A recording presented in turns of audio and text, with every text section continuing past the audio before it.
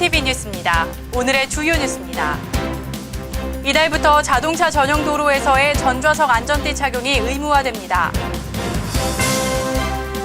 인천시의 경제 동향이 호전된 것으로 나타났습니다. 봄철 황사, 그에 대한 대비책을 알아보겠습니다. 이상 오늘의 주요 뉴스였습니다. 첫 소식입니다. 이달부터 자동차 전용 도로를 달리는 차량의 탑승자는 앞 뒷좌석 상관없이 전원 안전띠를 착용해야 합니다. 이에 경찰은 일단 계도에 중점을 둔 단속을 하겠다고 밝혔지만 범칙금이 부과될 수도 있는 만큼 운전자들의 각별한 주의가 필요해 보입니다. 보도에 배영수 기자입니다. 관내의 대표 자동차 전용 도로인 인천대교입니다. 시속 50km 미만 주행이 금지되는 전형적인 자동차 도로로 최근 인천 지역 곳곳이 개발되면서 이러한 자동차 전용 도로가 늘고 있습니다. 경찰은 이달부터 자동차 전용 도로에서의 차량 전좌석 안전띠 착용을 의무화하는 도로교통법 시행규칙 개정안을 시행해 단속을 시작했습니다. 이처럼 개정안을 시행하는 것은 자동차 전용 도로의 교통사고 치사율이 고속도로만큼 높다는 점을 반영했기 때문입니다. 실제로 지난 2009년 일반 도로의 치사율은 2.2%였지만 자동차 전용 도로의 치사율은 7%에 달해 고속도로의 10%에 근접한 상황입니다. 이에 경찰은 고속버스 등에만 적용됐던 전좌석 안전띠 착용을 승용차에도 적용하고 위반 시 3만 원의 범칙금을 부과할 방침입니다. 한편 경찰 관계자는 단속은 일단 계도를 중심으로 펼쳐가겠지만 당장 범칙금 부과를 할 수도 있는 만큼 운전자들의 각별한 주의를 당부했습니다. 민트TV 뉴스 배영수입니다. 한동안 하락세를 취하던 인천시의 경제 동향이 상승세를 기록했습니다.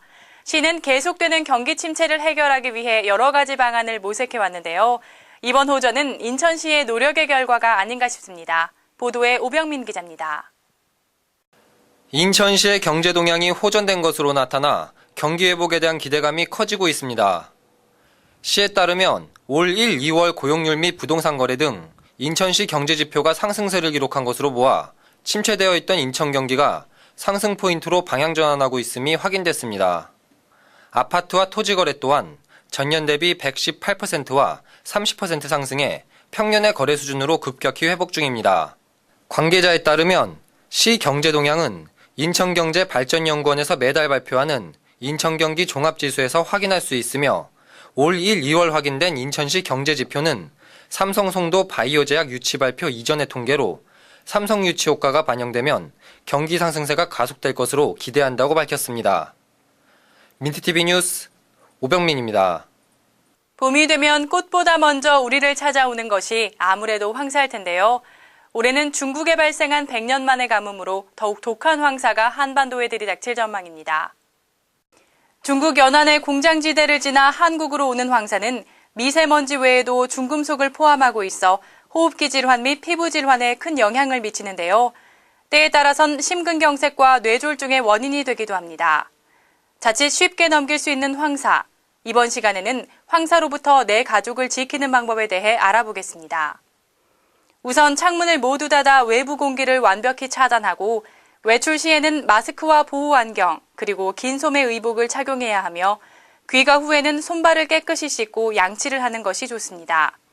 특히 여성의 경우 피부 위로 황사가 내려앉아 피부 트러블을 유발할 수 있으므로 평소보다 더욱 꼼꼼히 세안을 해주어야 합니다.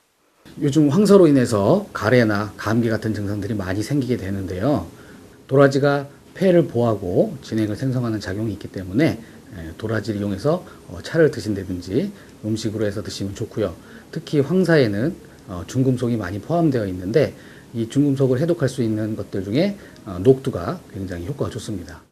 이 외에도 중금속 해독 작용에 좋은 미역과 오염물질 배출 효과에 좋은 콩나물을 자주 섭취하는 것이 좋으며 하루 8잔 이상씩 물을 마시고 수분이 많은 과일을 먹어 황사철 피부가 건조해지는 것을 예방해야 합니다. 봄철의 불청객 황사, 그 예방법을 미리 알아두고 몸에 익힌다면 나와 내 가족을 지킬 수 있습니다. 오늘의 단신입니다. 이채욱 인천공항공사 사장이 세계 최고 명문 대학인 미국 하버드 대학의 초청을 받았습니다. 공항공사는 변화와 혁신을 주도하며 인천공항을 세계 최고 수준으로 성장시킨 이 사장의 경영 철학을 하버드 대학이 인정해 제20회 아시아 비즈니스 컨퍼런스의 연사로 초청됐다고 밝혔습니다. 이 사장의 하버드대 강연은 국내 공기업 사장으로는 최초입니다. 나근영 인천시 교육감이 인천 지역 중고등학교의 수학여행 시기를 2학기로 하자는 의견을 제시했습니다.